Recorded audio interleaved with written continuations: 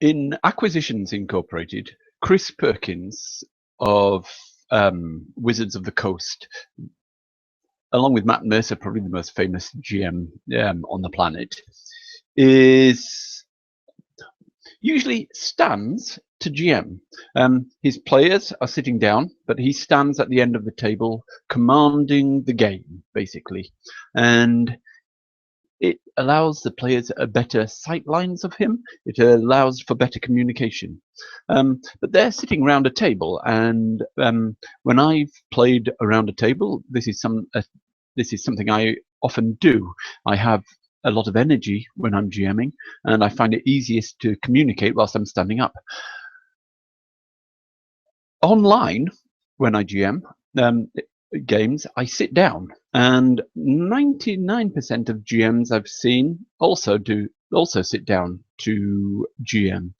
But I've noticed that Michael Barker of Be a Better Gaming, Be a Better Game Master, or Absolute Tabletop Provokers, etc., he stands when he's GMing, and that little bit of extra energy that you need to stand rather than sit carries over into his GMing style. He has a lot of energy naturally. That's his kind of personal energy, and that carries across in his GMing.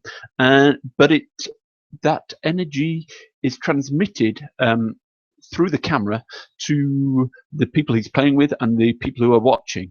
And it's an interesting difference, the difference between standing and sitting.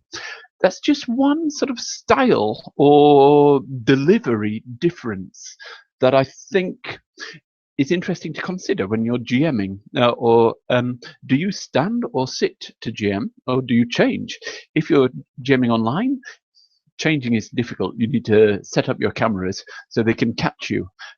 But it actually gives you I usually sit down to make these videos, but you can see slightly more of my body, and with slightly more of my body, I can be that bit more dynamic and crap. But better or worse, you can see more of what I'm trying to communicate, and I can communicate through body language better if you get a slightly wider angle of me.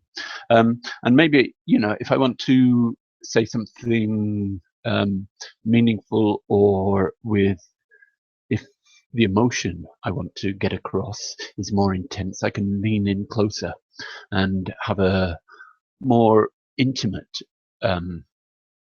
relationship with the people in the game, and if you consider the people who are watching, them too.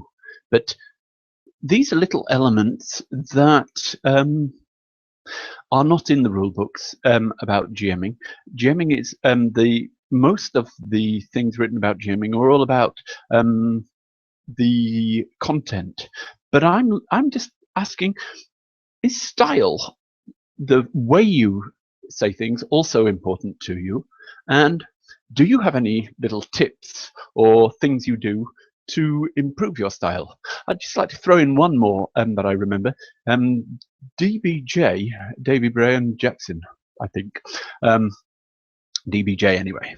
He mentioned in one of his videos that he had was it a stutter in the past, which made him sort of socially awkward, but he worked on it and overcame it. And he certainly has. He's one of the most commanding and authoritative speakers in the content producers community at the moment. And so if he overcame his insecurities about speaking in public, and I'm sure we can all. And basically, do you have any tips for improving your delivery, for improving your style as a GM, not just the content you have? My name's Caius. I love role-playing games, and I hope to see you in one in the future.